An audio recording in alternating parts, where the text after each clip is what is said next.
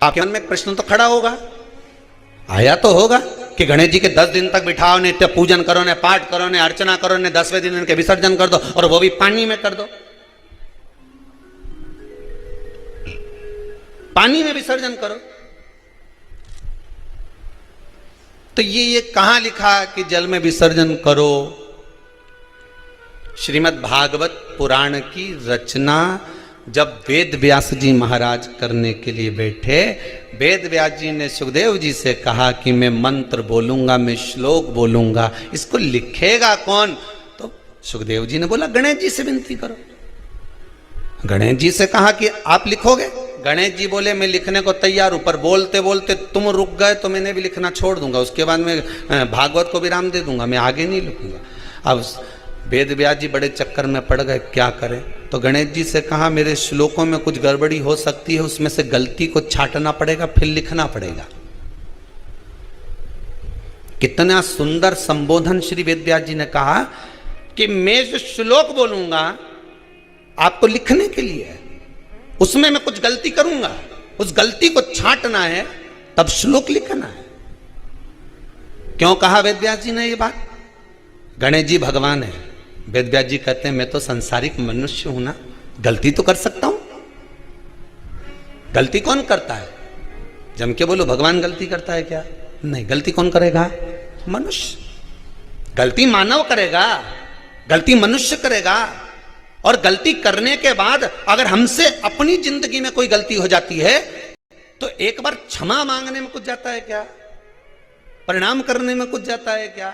निवेदन करने में कुछ जाता है क्या? नहीं। गलती हो गई मुझसे, तो गणेश जी आप गलती को छांटना, लिखना। गणेश जी महाराज लिखने बैठ गए। लिखते लिखते लिखते लिखते 10 दिन हो गए गणेश जी महाराज को। शरीर में ताप पड़ने लगा गणेश जी महाराज के। वेद व्यास जी ने गणेश जी के हाथ का स्पर्श करा तो शरीर तो तप रहा था। वेद व्यास जी ने वहीं पर श्रीमद् भागवत के श्लोकों को विराम दे दिया। अब नहीं बोले। गणेश जी लिखते लिखते लिखते लिखते लिखते लिखते थक गए, ताप पड़ गया, शरीर गर्म हो गया। वेद व्यास जी ने कब करूं क्या? 10 दिन से लिख रहे हैं और शरीर पर ताप पड़ रहा है, करा क्या जाए? उन्होंने गणेश जी का हाथ पकड़ा, उठाया और कहा चलो प्रभु हमारे साथ में। वेद व्यास जी गणेश जी को ले गए और ले जाकर शीतल जल में श्री गणेश जी महाराज को बिठा दिया। गणेश जी को पानी के अंदर उनको विराजमान कर दिया कि अब आप ताप को थोड़ा ठंडा कर लीजिए। शीतल जल में बिठाया। उस दिन से नियम हो गया कि 10 दिन गणेश जी बैठते हैं और फिर उनका विसर्जन होता है पानी के अंदर, जल के अंदर। शरीर का ताप मिट जाए। तो गणेश जी ने वचन दिया है वेद व्यास जी महाराज को, आपने मेरे ताप को मिटाने के लिए मुझे जल में बिठाया है।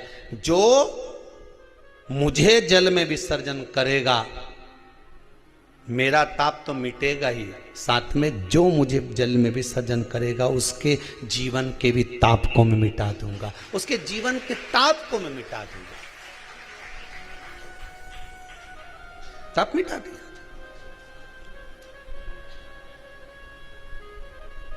पर करो गणेश जी का विसर्जन, मना नहीं है वो, पर अच्छे से करो रे हो। अब मैं छोरा छोरियों तो निशाना लगा है, वो हमारा गणेश जी जई दिया, वो हमारा सबसे आगे पहुंचा तो इधर वाला ने इधर से फेंका, हो गया। ये हमारे धर्म की हंसी उड़ा रहे हैं, ये हमारे धर्म की हंसी है।